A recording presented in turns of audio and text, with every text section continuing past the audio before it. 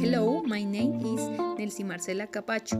The camping is an excellent activity to the summer. Spending a few good days in the tent is an opportunity to relax and be in contact with nature. Step to set up a tent.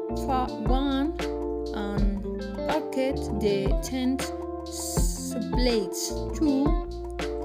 Lay out a cloth to wear. 3. Pass the tent poles out the frames. Slate to support poles. Touch the frames like the frame on the ground. This will ensure that you slide the rods into the correct holes. This is unusually to part of the process that takes the longest, but it's quite sample. 4. 11 to 10. 5.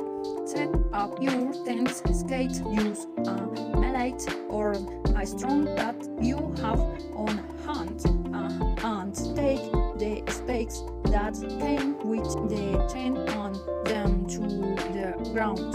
6. Lay down the tarp. It is important to know that tents are not usually waterproof or water resistant. That is who should use the canvas. 7.